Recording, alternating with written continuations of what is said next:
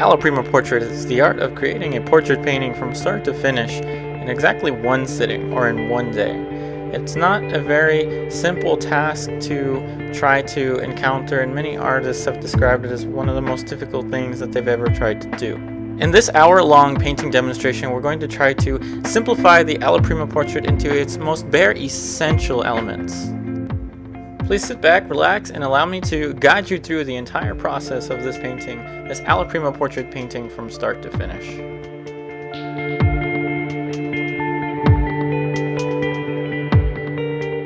The palette that I'll be using today consists of 3 dots of titanium white, 2 dots of lead white, which is actually Winsor Newton's zinc white, raw umber, burnt umber, alizarin crimson, cadmium red light, cadmium orange, yellow ochre, cadmium yellow, sap green, ultramarine blue, and ivory black. I like to start off with bristle brushes, and then I work my way to more synthetic brushes as I develop the painting. My brushes typically range from size 4 filberts to size 0 rounds.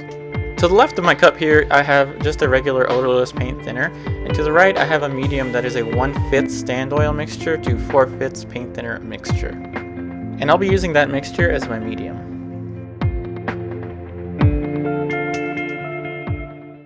Starting off with my size 4 filbert here, I'll be dipping it into my medium and then dabbing it almost completely dry and dipping it into my raw umber, and the raw umber is going to be used as my drawing color. I want the paint to be a little bit runny, but I don't want it to be overly wet, and so I just want a nice clean consistency of medium to paint, probably about maybe 5%, only 5% of paint thinner and 95% paint for this mixture. Alright, getting started here, I like to make some indications for my top and bottom, most placements for the head and space, just to get an idea of the placement of the entire shape of the head on the surface. Not only does this give me an idea for the composition, but it also helps me to get some of the paint onto the surface. A lot of the Alla Prima painting, a lot of portrait painting in general, is this fear that at least I have in the start. And the start is something that is a lot of fun in terms of placing down lots of paint, making big decisions, using straight lines and angles to get the directional movements of certain elements in the painting.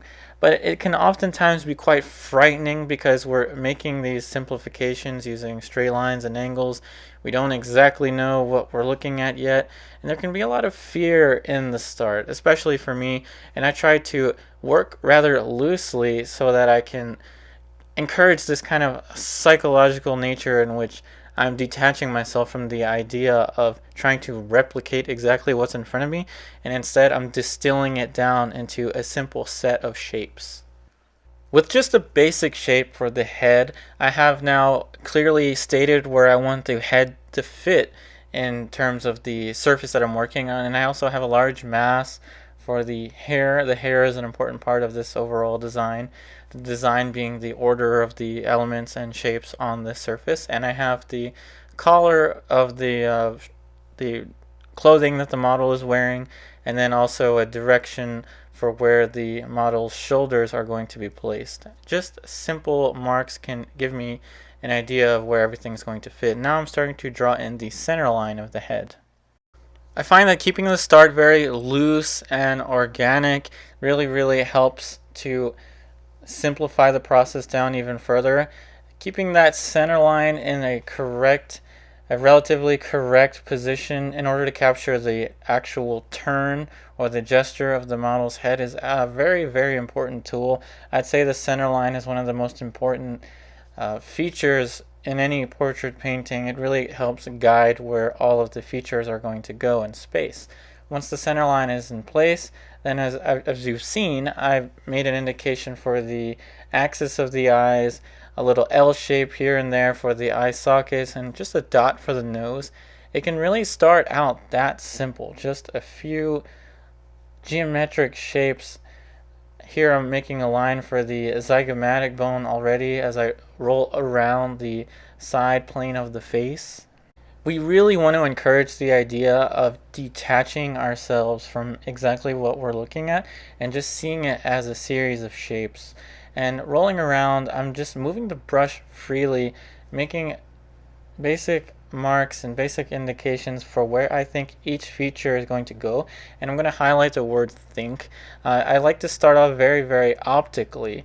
I like to just bounce my eyes back and forth from the model to the surface that I'm working on and get an idea of where the shapes are going to fit in space just using my eye.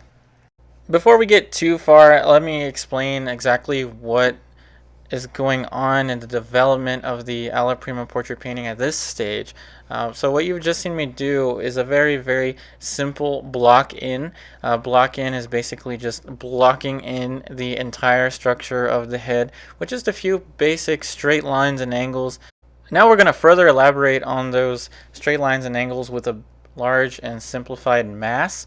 And this mass is going to be consisting of ultramarine blue and raw umber in order to create a very dark simplified mass for the hair. And the hair is a very important element in the composition, the overall design of this picture. And so I'm very rapidly filling in a very simplified dark mass for the hair. Now it's not straight black, because anything that's straight black or straight white tends to jump out at you, and I don't want anything to jump out right away. So now you're going to see me mix up a very simple mixture for a grayed neutral green. I have a little bit of my raw umber into this large brush with some sap green and a little bit of yellow ochre. Now what I'm doing is I'm going to be establishing the large masses of the painting. A mass is basically just a large region or a large area of the picture that is covered in paint. Mass is the way that you can really get a picture going in a very fast and rapid manner. You can consider this a simple color pass. I'm laying down the colors on top of a simplified geometric block in of what the model is doing, exactly what position the model is in, and nothing more than that.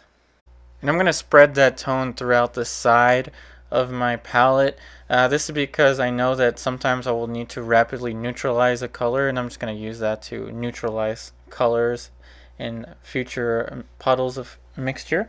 Now I'm going to be mixing up a basic side color, a side plane mixture for the side of the face, the shadow mass of the side of the face. It's just a simple mixture of burnt umber, sap green, and a little bit of the cadmium orange. This is going to be for the shadow now. It's a very simple mixture so that I can lay down the masses for the dark shapes in a very simplistic manner. I'm very rapidly, as I paint, bouncing my eye back and forth from the model to the surface and trying to rapidly bounce my eyes back and forth and get just the basic glimpse of what the model looks like in my head. This may be seen as a type of impressionistic approach, and in a way we want to really get the impression of the model in a very rapid sense in Alla Prima portrait painting. But Alla Prima portrait painting is all about the same things that we've been talking about, all about the same elements in any other kind of portrait. The only difference is that it's being completed in one sitting or completed in one day.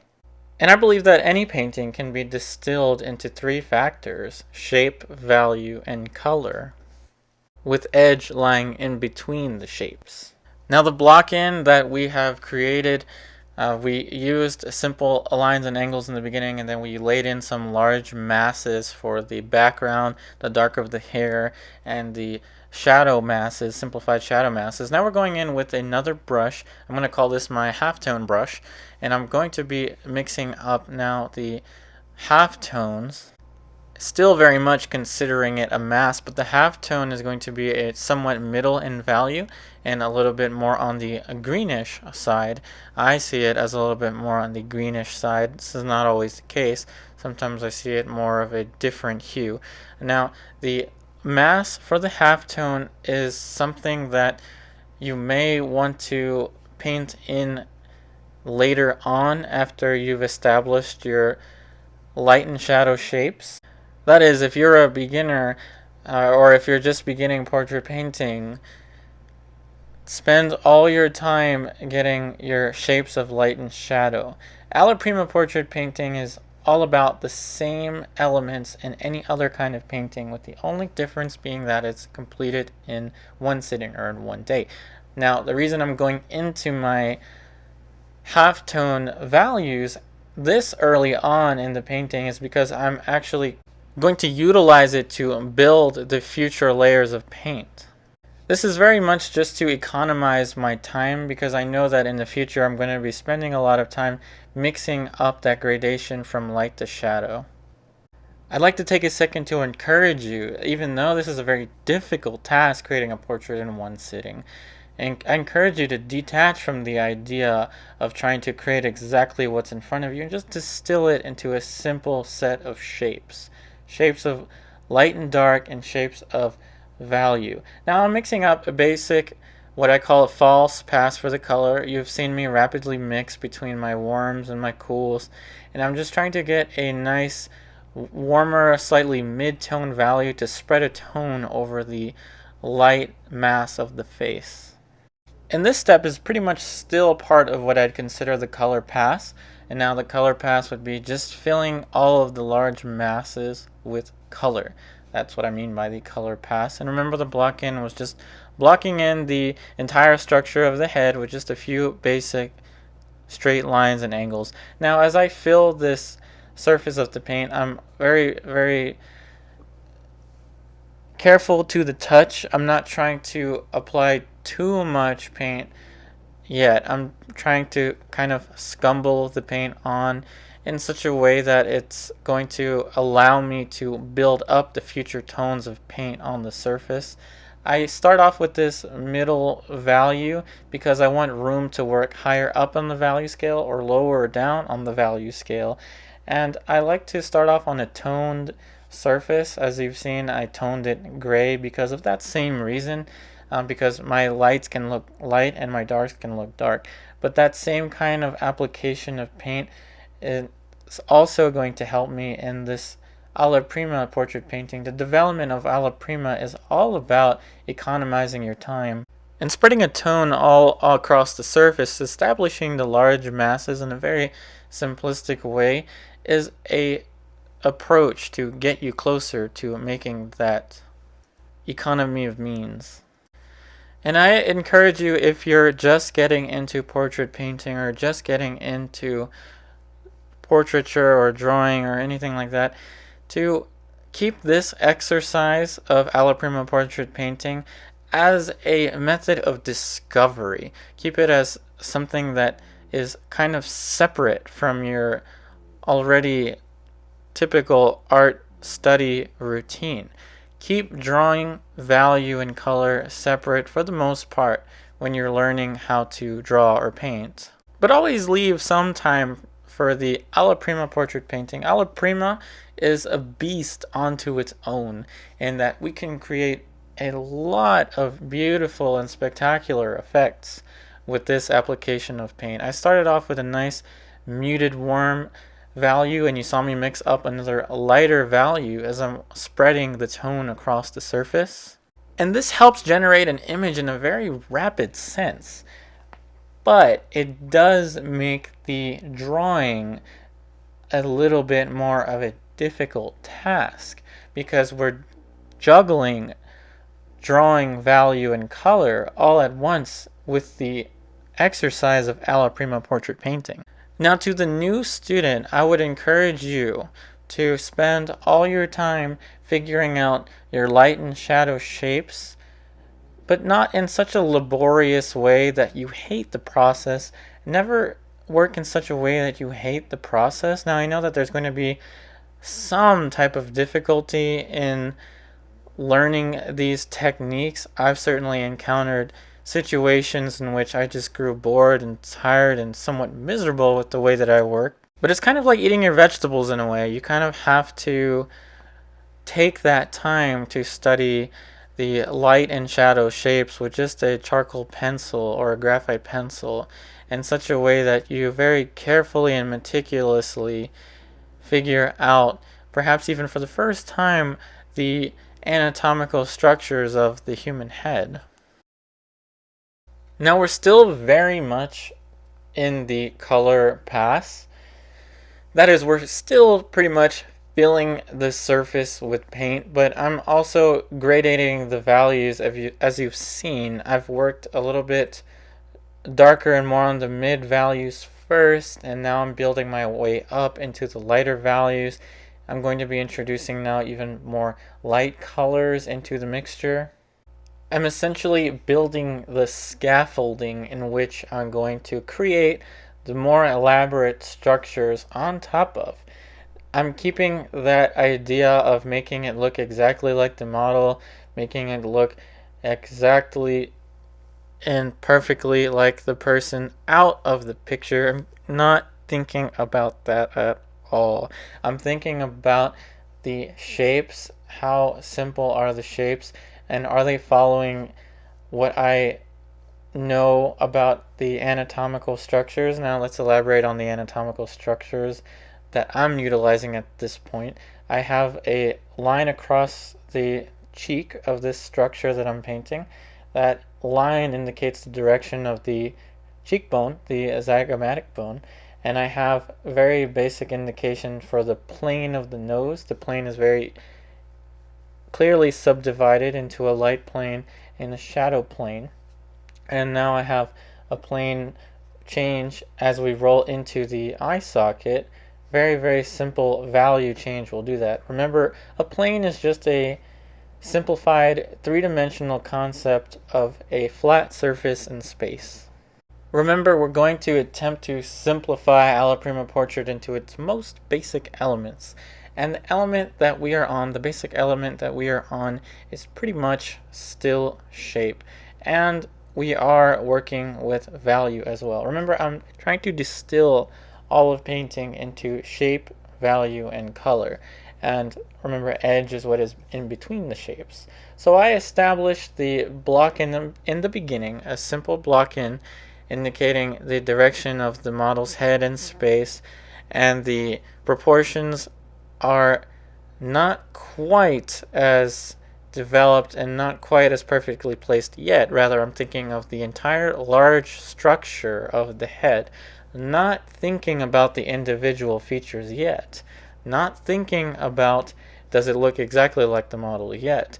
I'm thinking more about the general large picture, the big shape of light and shadow, and the big simple structures that you can see that I've mapped out. The light of the cheek, the zygomatic bone, the eye sockets as we roll around the dark mass of the face.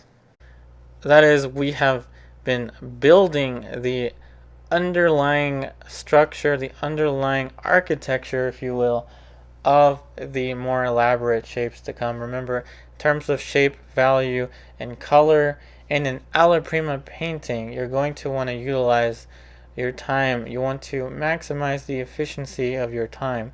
And creating the shape and the value in such a way that they can work together in this sense of application of paint with carefully delineated halftones, light planes, and the shadow in such a way that this almost looks like a clay sculpture can really economize your time.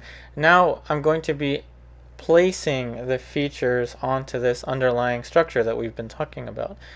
With my shadow brush, I'm using just a mixture of raw umber, my drawing color, to roughly draw onto the surface what I perceive the actual placement of the eyes to be.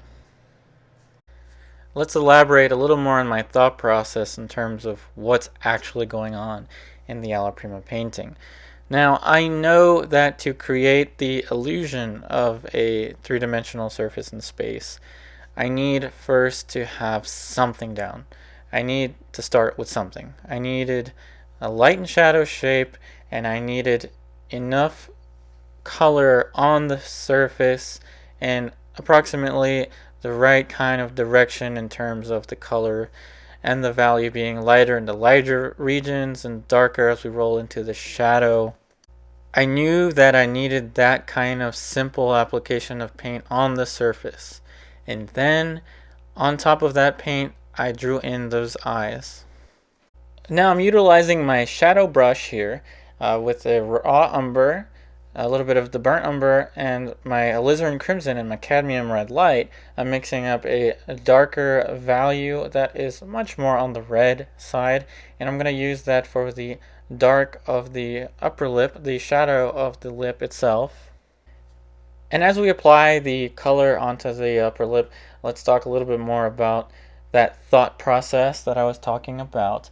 I knew that I needed a tone on the surface and the relative direction in which the large values are going to be.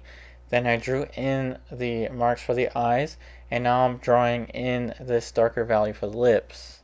And what's going on in my head is that I want this painting to read best from about maybe 20 feet away or 15 feet away at this stage, and as I develop more and more elaborate shapes now on top of these, then I will encourage the viewer perhaps to look a little bit closer.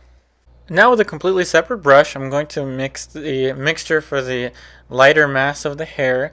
The model has a nice lighter region of color on her hair. I really like that strip of hair because of the overall shape of her hair. It creates a nice aesthetic effect. And as you may have noticed, I do, in a way, kind of color code my brushes. That means I do organize my brushes to carry out certain tasks. And not only do I do this in Alla Prima painting, but I also do this whenever I create underpaintings. I keep a brush for the light region of the face. I keep a separate brush for the halftones. I keep a separate brush for the shadow side of the model's face, a separate brush for the background, and so on and so forth. Keeping those brushes organized may seem like a very time-consuming and daunting task. At least it seemed like it to me in the beginning, but then I thought, why not? Why would I not try this? Keep my brushes organized. And it helps. It really helps me. It helps me simplify my order of values, my order of colors. Now you see me using that halftone brush, and my halftone brush is a gray brush. I kind of chose it for that reason. It's a synthetic brush that I bought from, I believe, the Plaza Arts and Craft, and it's a very nice and synthetic brush that I've been using to gauge my middle values, my halftones.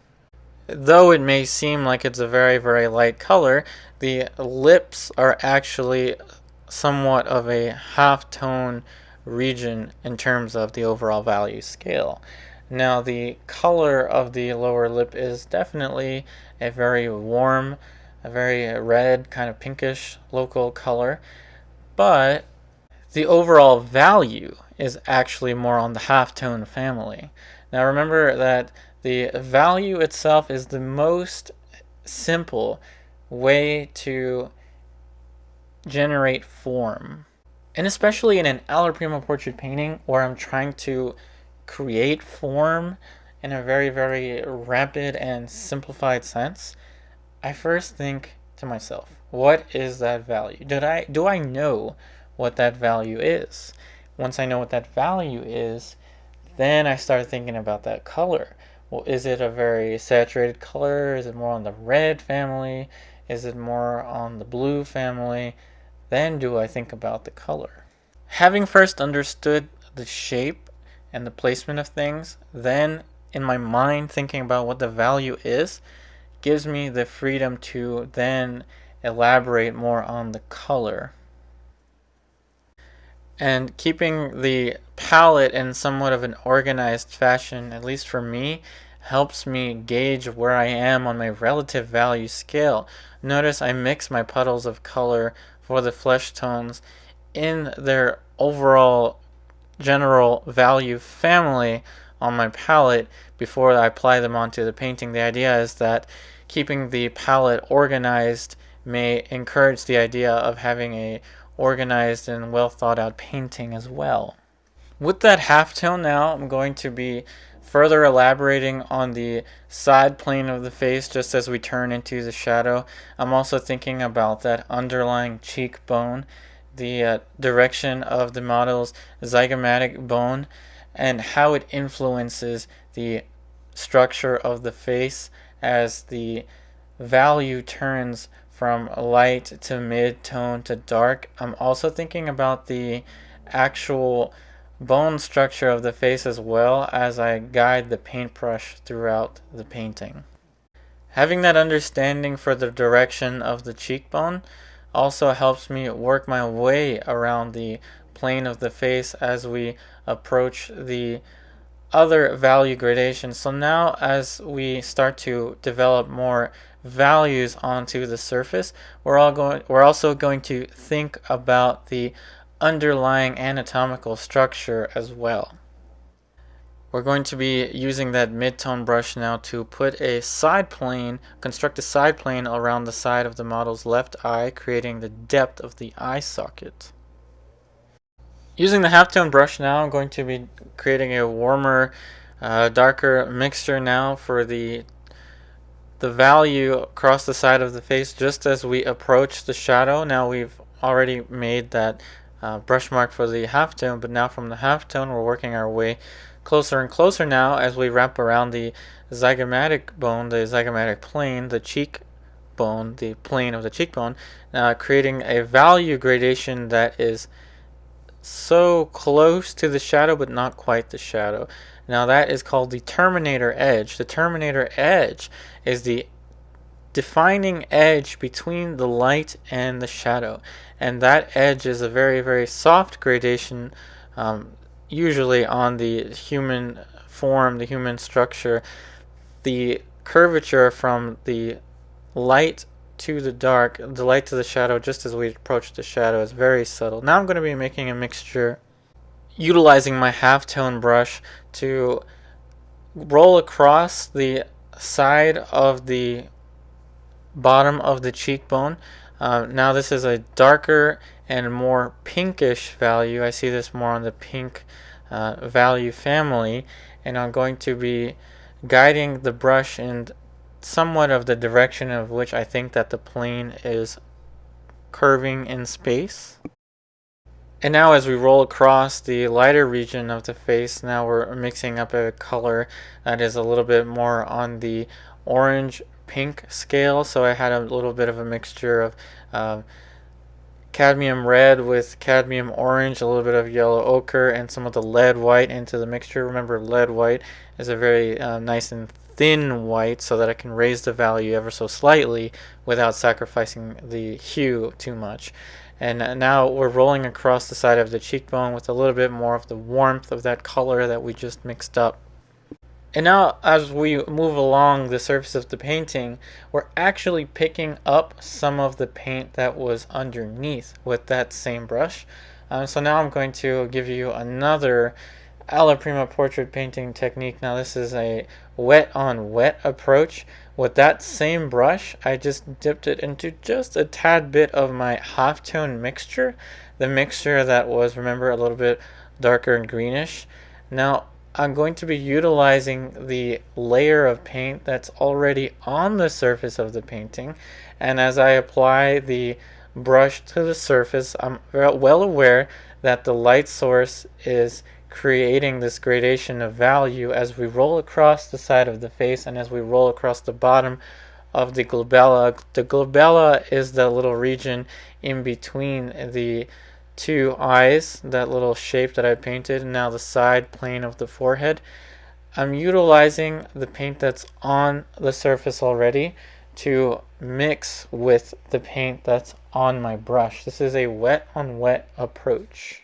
That is, we're applying a layer of wet paint on top of an existing layer of still wet paint and creating a gradation of value using the paint that's already on the surface. Now this is definitely a direct painting approach, and it allows you to create a nice gradation of value in a relatively short amount of time.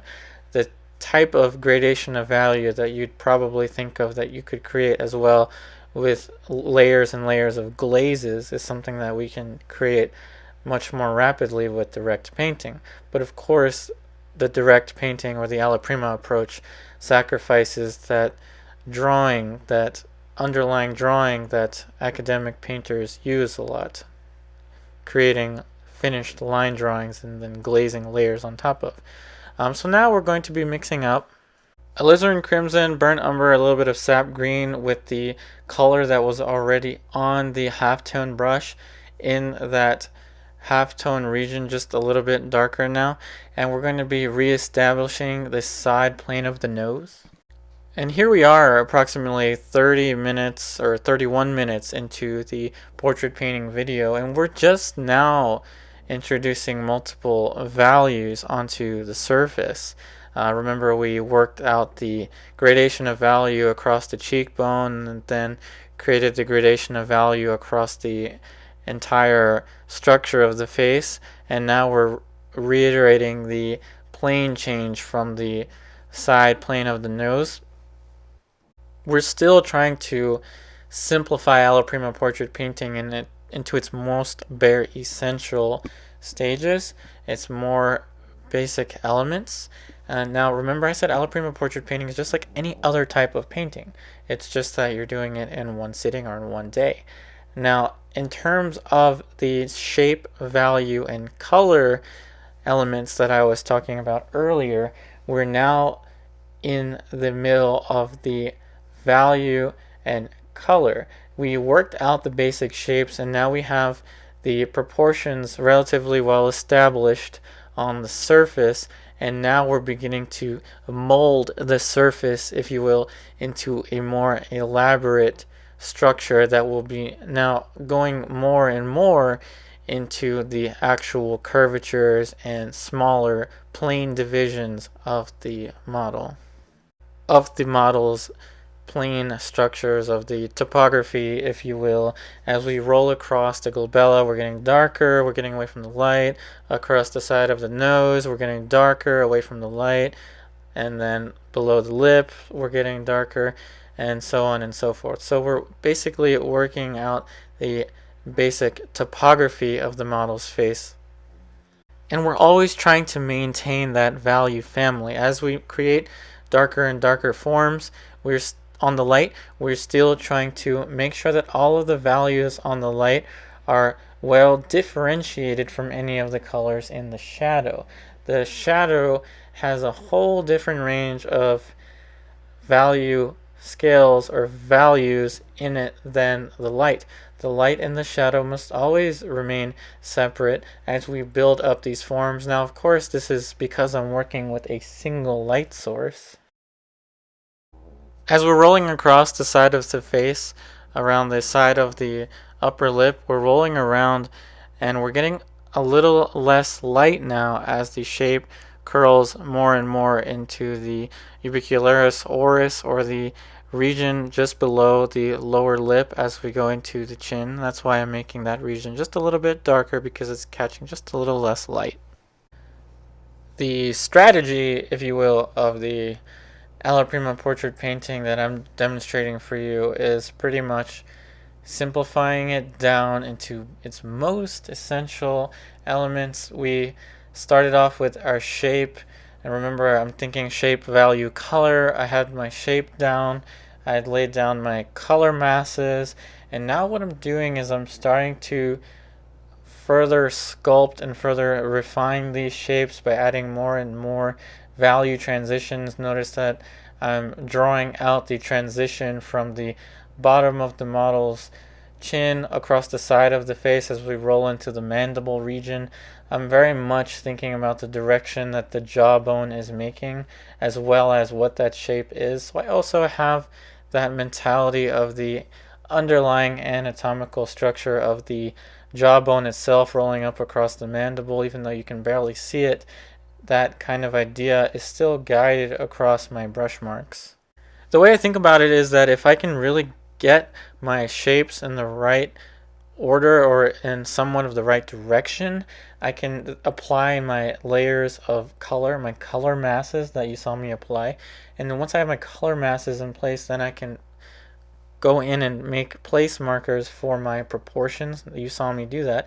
I made marks for the eyes. Remember, the eyes are still pretty much drawn in with that raw umber. And then the lip, the values for the lip. And now what I'm doing is once I have those placements in check, I then further articulate the values. I then start to build more and more values. As you see me mixing up with my size 0 round brush now, my raw umber and white, and a tad bit of the flesh tones that I had on the side of the palette, I'm going to be mixing up a value or color for the white of the eye, known as the sclera. Remember, the white of the eye is not white and definitely not pink. It's a color that is somewhat a little bit of a neutral gray color, but it should have a tad bit of the influence of the surrounding flesh tones in the mixture. And remember that simplicity in the portrait painting, whether it be a Alla Prima portrait painting or any other kind of portrait painting, keeping that simplicity really, really helps because, let's face it, we all make mistakes. We all place things in the wrong place sometimes and we have to adjust them. But if you paint simply, any kind of corrections can also be done simply. Alright, get ready for a never before seen event on my YouTube channel. I'm using my palette knife now to create a color mixture that I don't believe I could have done with the brush. So I'm getting my palette knife with titanium white and my cadmium red light. I made this very saturated, rich pink. I don't have a pink on my palette, so I'm using this mixture to create a nicely saturated pink. And then I'm going to add a little bit of the alizarin crimson into the mixture. The alizarin crimson is going to create a more of a violet mixture now. So why am I using a palette knife? The palette knife is going to help me first of all not have to clean up a brush and create a very, very nice and clean color mixture. You saw it was just white, cadmium red light, and then tinted with a little bit of alizarin crimson. So then what I did after that was I got my tiny brush and I just a little bit of the ultramarine blue started to make the mixture a little bit more on the violety scale. That mixture with the palette knife allowed me to gauge a color that wasn't on my palette, a color that did not exist on my palette, and utilizing that technique helped me create more and more of a chromatic look to the lower lip.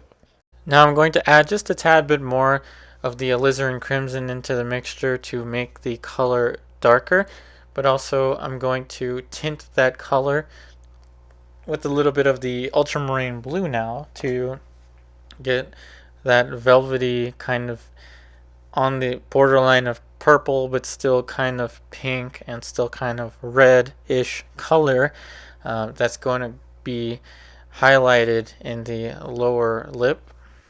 Now remember, I'm making these color adjustments only after I understood what that value was going to be. Remember, I knew that the value was going to be a little bit more on the halftone region, and so I built up these colors still trying to maintain that family of value. As I work my way around the smaller shapes, I consider making my smaller plane changes based on my understanding of structure and a little bit of the anatomy. You just saw me mix up that mid-tone again, a little bit of the same mixture I had before, a little bit on the greenish side, and I'm going to be creating that halftone, that darker halftone for the indent of the eye socket as we turn into the inner structure of the model's tear duct. thinking about that direction in space. Remember, in an Alla Prima picture, we're really trying to get everything working. We're trying to get the most essential elements down as quickly as possible in a most time efficient manner. Remember, I started from the big shapes and then I worked my way into the smaller shapes. But it doesn't always have to be that way. I was working the smaller shapes and then realized my background color was perhaps a tad bit too light and too warm relative to the colors on the model's face. So I'm going to go back into my designated background brush and I'm going to darken the background a little bit, and then using my fan brush I'm going to be patting the paint down in order to minimize the glare. And reiterating that value also helps me find out that I need to adjust now the outside shape of the model's head. So now with my little tiny size 0 brush, I'm using the same background color on the smaller brush now so that I can get a more refined mark, kind of like the accuracy that you would have on a graphite drawing or a charcoal pencil drawing. When I try to draw the outside shape of a model's eye or any kind of very, very decisive angle change, I tend to close one eye and bounce my eye back and forth from the model to the picture itself.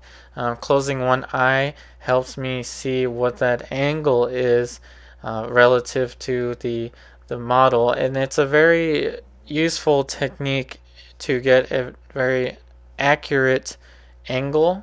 Now you could measure the angle out using a protractor or any kind of other device, but just for this kind of purpose I like to close one eye, bounce my eye back and forth from the painting to the model, and use that to help guide my decisive marks, to get my decisive angles for the outside shape of the face. Depending on how I apply the brush to the surface, I also create a harder edge around the eye and then soften it as we get further away from the eye to create a nice edge effect. Back to my raw umber with my size 0 brush now, I'm going to be further drawing out the shape of the eye. The eye to the left of the surface is a certain distance away from the eye to the right of the surface and at a certain angle as well. And standing back, I actually noticed that I have to move the eye to the right of the surface a little bit further to the left. And remember, I said if you keep things simple, then the corrections will also be simple. So just one brush mark to push the eye, the pupil of the eye, a little bit towards the left, and then with the other brush I'm going to be pushing the white of the eye, the sclera, with the same exact mixture a little bit further to the left, creating that push, moving the eye from one side of the surface to the other. Always remember that it's just paint. These corrections shouldn't be the end of the world. Then they're oftentimes just a few brush marks, as I've just illustrated for you. With portrait painting in particular, it can be the most tiny of little changes that can make all the difference in terms of the likeness, the proportion, or the overall structure on the face.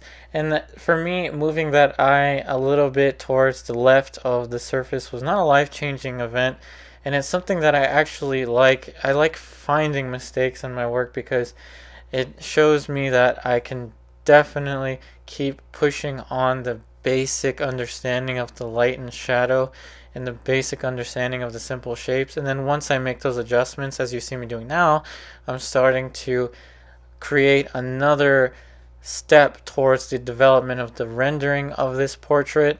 I'm introducing now a darker light as we roll across the bottom of the eyelids. Now think about the eye socket as containing the eyeball, and then the eyelid, the upper eyelid and the lower eyelid, encapsulating and protecting the surrounding or the underlying eyeball that's underneath. So I'm really thinking about the whole structure of the eye as I created that value change for the bottom of the eyelid. I wasn't just thinking, oh, this is dark, so I'm going to make it darker. To an extent, I am thinking that, but I'm also thinking about the actual eyeball inside of the eye socket as I introduce the darker value for the bottom of the eyelid and the top of the eyelid. Now, using that same mixture and the same brush that I used to paint the white of the eye, the sclera, actually I dipped it into a little bit more of the flesh tone mixtures, and I'm going to utilize, remember what I said, that an Alla Prima or wet on wet trick is applying wet paint on top of existing wet paint and knowing that it's going to manipulate the color. Now I started off a little bit cooler on the brush near the color of the sclera, and as I apply that value onto the top of the orbital structure of the eye, I start to get a little bit more of a naturalistic, lighter in color, or shall I say cooler in color and lighter in value highlight effect. And I applied it as well to the inner corner of the tear duct, from the eye to the left of the surface and then the eye to the right of the surface. These lighter planes are also, should I note, facing the direction of the light a little bit more, and that's why they are lighter in value as well. Each little shape, each little region on the surface is now being subdivided into threes: top plane, side plane, bottom plane, and that's how I try to simplify the order of values. I try to work in groups of three. Now, using that color that's already on the brush, I'm going to dip it in a little bit of the pink. Remember the pink that I mixed up with the palette knife and then back into the sclera color? So I like to bounce back and forth between puddles of color that I already mixed up. Now, but this color is going to be a little bit darker in value. Remember, first I'm going to think about the value. Now, this value, as I roll across the top plane of the cheekbone now, is going to be a little bit darker than the high lit region just underneath of the tear duct, but it's still going to be lighter than the surrounding values, and that is what I believe the value family is. Remember, I think value first, but now that I know what that value is, as you're watching me apply the paint, the mixture was actually a bit more on the pink side. That color was a little bit more on the pinkish region. That plane was definitely more pink, and now I'm using that same brush to put a lighter region on the top plane of the actual corner of the eye socket, and that is a color that was mixed on the surface. Remember, there was already paint on the surface that was wet, and so adjusting that color was quite simple with the value that I already had on the brush. Now I'm going to place you a little bit further away from the painting as I do this other adjustment to the eye to the right of the surface. Remember, I moved it a little bit to the left and I easily adjusted that shape, but now I did notice that that eye was a little bit smaller and a little bit more stretched out because of that movement. Remember, the movement that I made was more or less on the horizontal axis, or the, shall I say, just moving the eye to the left, but that also means that I have to also take into account the top of the eye, that is the shape of the model's left eye, and make sure that it harmonizes with the other eye. Now remember that in a portrait painting it can be the most of the tiniest little things that can make all the difference. And remember, if we keep our shapes simple, easy, and understandable, the changes can be simple, easy, and understandable. And that's why I put you at a much further angle relative to the surface, so you can see what I'm seeing when I'm making that adjustment. Essentially, all I did was raise the upper eyelid on the eye to the right of the surface. Now we've just mixed up a neutral gray, a little bit on the more halftone value scale, yet blue color now that we're going to be using for the model's upper eyelids. I'm still pretty much trying to maintain that order of values and separating the values, organizing in terms of groups of three, having a top plane, a side plane, and an underplane. But I also have considered the fact that we have highlights and we have dark accents. So let's see where these values lie in place in terms of the eyes right now. So we have the pupil of the eye, and then we have the under crease of the upper eyelid just as it wraps underneath of the eye. That creates a dark accent, so that can be my dark accent. And now the light region that I've painted on the upper eyelid, that darker blue value that I mixed up, can be yet another value. So you can see an order of 3 between the white of the eye, the sclera. Remember, that's not white. So the white of the eye of the sclera, the pupil, and the eyelids themselves. So those are grouped into families of 3. I tend to subdivide the values as I go. Now look at the eyelid now. As I continue to model the form, I'm still subdividing that form now into a group of 3. So the eyelid itself, as you can see, the eyelid to the right of your video screen right now is a little bit, it has a top plane, and now it has a side plane, and it has a light. So it basically has been subdivided into a group of 3. Think about it. Separate a large area into a group of 3, and each third can be subdivided into another set of thirds, so on and so forth. That can help you organize your values as you go. Let's reiterate now the actual strategy that we're applying into the Alla Prima portrait painting. Remember simplifying it down into shape, value, color. Well, remember the block-in? We had the simple linear block-in. Then we filled the surface with paint. So we created the color pass. And then we located where the features were going to be, and now we're rendering.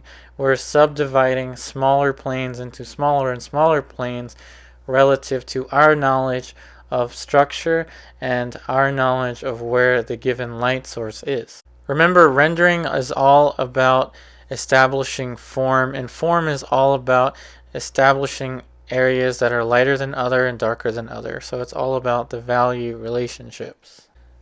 With just a little bit of alizarin crimson and burnt umber onto my little tiny size 0 brush, I'm going to create a little warm red but more alizarin crimson-ish touch now for the inner corner of the tear duct, just as we wrap around to the lighter plane just above the tear duct into the eye socket itself. And I'm also creating a harder edge with that brush mark. I'm thinking about establishing harder edges in regions that I want to be of more focus. I'll tell you from my own experience that rendering form itself is most understandable, at least to me, if I have my basic shapes in check. Now that I'm adding more and more smaller values, creating more and more gradations, it may seem like it's a much more difficult task because we're starting to create a more realistic image. But it's oftentimes not the case. It's the basic that is difficult. The hard part is simple. The hard part is the simple stuff. Getting the basic shapes, getting the proportions, the light and shadow, that's the hard stuff, at least for me. Because as I introduce these values, notice this lighter value now that I'm building up for the inner corner of the tear duct yet again is just an adjustment that's based on my underlying structure that I've established. With the Alla Prima painting, if we can get the shapes in the relative position where they need to be with the block in, get a reasonable color mass in, and then establish our proportions, all we have to do from there is render. Rendering is, like I said, it's just building the form and adjusting the values relative to their given positions in space. Added just a little touch of light on the top of the bottom eyelid, and also keeping the order of the brushes helps cut down a lot in the actual mixing time itself. I know I've already mentioned that I keep my brushes organized from light brush, mid-tone brush, and shadow brush, but I can't reiterate enough how much this relatively new technique has been helping me out. Here I am with my halftone brush, and I'm creating another plane across the side of the forehead, the side plane of the forehead, creating just a little more depth as the form rolls away from the highlight regions. That gradation of value across the forehead is something that is a complete structural decision that I made in my head based on what I think that the value scale is doing from light to dark. Remember, you can only paint as well as you can draw. Spend a lot of time drawing, because if you spend all your time drawing, figuring out drawing, painting is merely applying paint. If you have the underlying structure and foundation of creating finally finished linear drawings or drawings in charcoal, the transition to paint can be a nice and simple transition with the addition of learning how to handle the medium. But if you understand the basic drawing, let's take a look at the actual value scale right now. Pretending for a moment that this is just pencil and paper, you can see that the only difference between painting and drawing is the medium. And however I adjust the color is based on my understanding of the underlying value, my understanding of my shape, my value, and my color. Here you can clearly see shape. Now you can see value and ultimately color, and you can see how the color can be built on that. With the little tiny brush, now we're going to be building a little bit more of the burnt umber and alizarin crimson on top of the darker values on the value scale.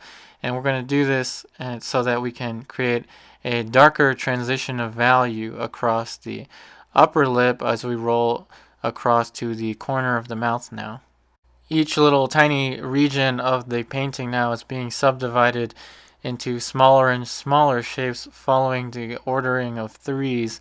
You can see the upper lip is clearly separated into a 3-value family, and also the darker accents as we roll across to the boundary between the upper lip and the lower lip. It gives us an accent which is a little bit darker because it's going to be receiving less light.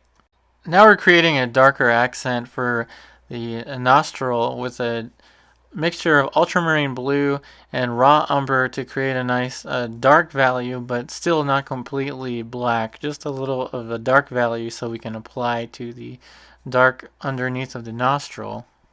And remember, in an Alla Prima portrait painting, we're really trying to strip it down to its most essential elements. And let's look at the nose, for example. I have a top plane, side plane, bottom plane, which is the cast shadow, and now the accent for the dark of the nose. And from far away, that should be enough to get the idea of the nose and to get the structure of the nose to take form.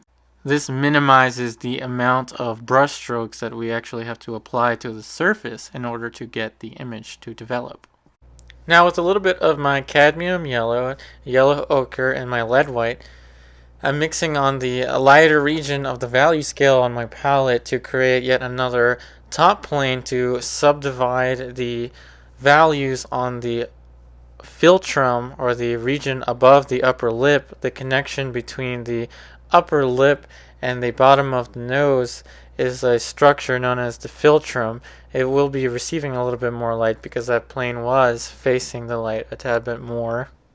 And upon completing that plane change, now I'm going to be using my titanium white and a little bit of the cadmium yellow on the same brush and tint it a tad bit with the pink. Remember the pink that I mixed up for the bottom lip with the palette knife. And I'm going to use this now to create the highlight region of the upper lip as it wraps into the philtrum, subdividing that region into a group of 3 now. We have the side plane, the top plane, and now the highlight region. And with that same brush, I'm going to create the highlight of the nose and then venture my way up to the top of the forehead now, and add just a little bit more sparkle onto the top of the forehead. That is, I'm adding on the highlight, and I'm going to gradate the value just by a light application of touch. And I tinted the brush with a little bit more of that pink mixture and a tad bit of the warmer cadmium orange and moving it around the surface in a very light, almost feather to the touch manner, as I would if I were making hatch marks of values gradating across a graphite drawing. This is very much an Alla Prima trick. Applying more pressure to the brush adds on more paint, creating a lighter value, and applying less pressure to the brush allows you to gradate the value utilizing the layers of paint that were already underneath. Remember, I started out a little bit darker and a little bit warmer to build up more sophisticated values on top of. And now applying a little bit of my ultramarine blue and some of the lead white onto my dark brush, I'm actually mixing up a color for a little bit of the ambient light now. The temperature of the light is definitely a little bit cooler on the photo reference, but just a tad bit of color change. Now remember, I've figured out my large value families, and now I'm going to modulate the color a tad bit. Now I want a bit of a cooler accent across the side of the nose. This also is shaping the side of the nostril a little bit, but I like that little touch or that little nuance of color shift as we roll across the side of the face, but just a little bit. I don't want to overdo this color change. And just a little bit to the model's left eye will also create a nice ambient light effect, if just a little touch.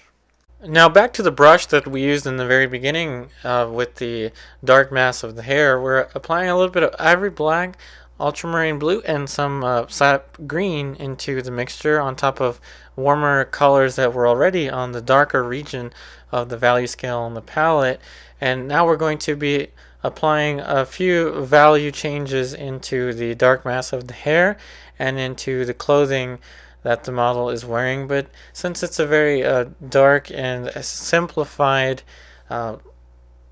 piece of clothing that the model is wearing, I don't want to overdo or overstate any of the value changes on the actual clothing that the model is wearing. So I'm going to simplify it into pretty much a dark mass for the hair and a dark mass for the clothing that the model is wearing, with just a little touch of light on the shoulder and a little touch of light of the highlight region of the hair.